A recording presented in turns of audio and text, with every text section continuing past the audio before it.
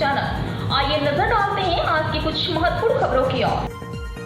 गोता जगतपुर स्थित मदरलैंड इंफ्रामार्क की मैग्नेट लग्जरी योजना में पिछले 1 साल से रह रहे सदस्यों के मुताबिक बिल्डर ने बुकिंग के वक्त कहा था कि ब्रोशर के मुताबिक सुविधाएं मिलेंगी, लेकिन ऐसी कोई सुविधा नहीं दी। फिलहाल सोसाइटी का फर्श उखड़कर बैठ गया है, बेसमेंट में पानी भरा है। सोसाइटी के ज्यादातर सदस्यों के प्लेटों की टाइलें टूटी और खोखली हैं। बगीचे में गज़ेबो उपलब्ध नहीं कराया गया। भगवान बुद्ध की मूर्ति प्रदान नहीं की गई है। हर 2-3 दिन में लिफ्ट बंद हो जाती है और कुछ सदस्य लिफ्ट में फंस जाते हैं। पिछले 4-5 माह से हम बिल्डर से सोसाइटी हैंडओवर की मांग कर रहे हैं, लेकिन सोसाइटी किसी तरह बहाना बनाकर हैंडओवर नहीं दे रही है। इसके अलावा सफाई एजेंसी व सुरक्षा एजेंसी का भुगतान 3-4 माह से नहीं हुआ है।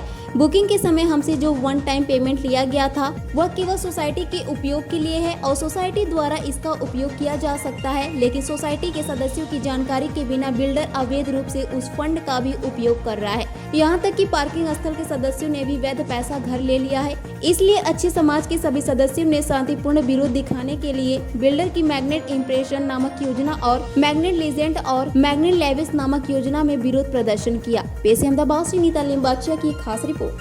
मारू नाम हार्दिक रावल है और हूँ एडवोकेट छूँ।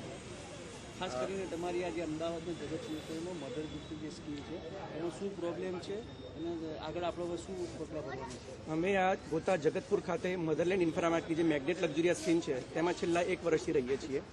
તેમાં બિલ્ડરે જે તે વખતે ફ્લેટ બુકિંગ કરતી વખતે અમને બ્રોશરમાં જણાવ્યા પ્રમાણે કે તમને એમ્યુનિટીઝ આપીશું, પણ એ રીતની અમને કોઈ પણ એમ્યુનિટીઝ આપી નથી। આ સિવાય છેલ્લા 6-1 મહિનાથી અમારું જે સોસાયટીનું ફ્લોરિંગ હોય એ દબી ગયું છે, બેસી ગયું છે, ઉખડી ગયું છે। બેઝમેન્ટમાં પાણી સતત લીકેજિંગ થાય છે। લિફ્ટો 3-4 દિવસે બંધ થઈ જાય છે, સેન્સર બગડી ગયા છે। દર 2-3 દિવસે મહિલાઓ તથા બાળકો એમાં ફસાઈ જવાના પણ બનાવ બનેલા છે। અમે જે તે બિલ્ડરને 2-3 વખત મૌખિકમાં અને લેખિતમાં એમને કીધું કે ભાઈ તમે અમારી જે સમસ્યાઓ છે તેમનો હલ કરી આપો, પણ આજ દિન સુધી અમારી કોઈ પણ સમસ્યાઓની માંગણી તેમને સ્વીકારી નથી, જેથી કરીને આજે અમે એમને એક શાંત વિરોધ પ્રદર્શન કરીને એમની ઓફિસે જવાના છીએ।